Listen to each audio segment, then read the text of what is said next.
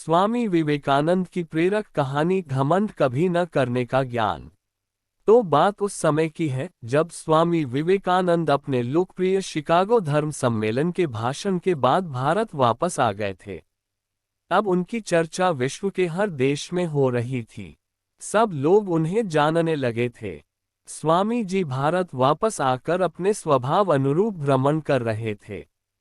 इस समय वे हिमालय और इसके आसपास के क्षेत्रों में थे। एक दिन वो घूमते घूमते एक नदी के किनारे आ गए।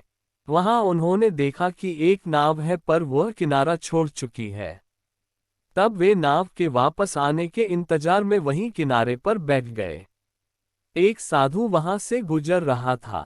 साधु ने स्वामी जी को वहां अकेला बैठा देखा तो वह स्वामी जी के पास गया और उनसे पूछा, तुम यहाँ क्यों बैठे हुए हो?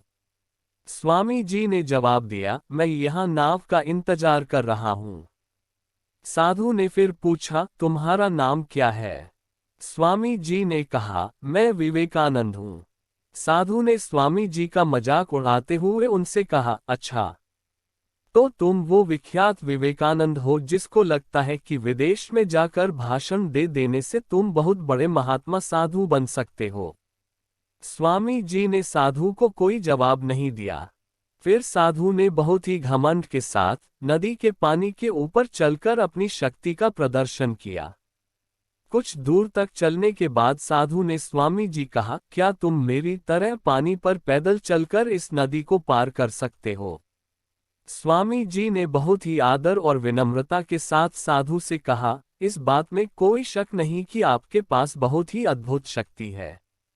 लेकिन क्या आप मुझे ये बता सकते हो कि आपको यह असाधारण शक्ति प्राप्त करने में कितना समय लगा? बहुत ही अभिमान के साथ साधु ने जवाब दिया, ये बहुत ही कठिन कार्य था। मैंने 20 सालों की कठिन तपस्या और साधना के बाद यह महान शक्ति प्राप्त की है। साधु का ये बताने का अंदाज बहुत ही अहंकार भरा था।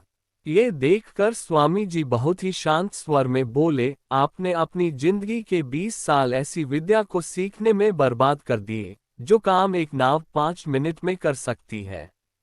आप ये 20 साल निर्धन बेसहारा गरीबों की सेवा में लगा सकते थे, या अपने ज्ञान और शक्ति का प्रयोग देश और देशवासियों की प्रगति में लगा सकते थे।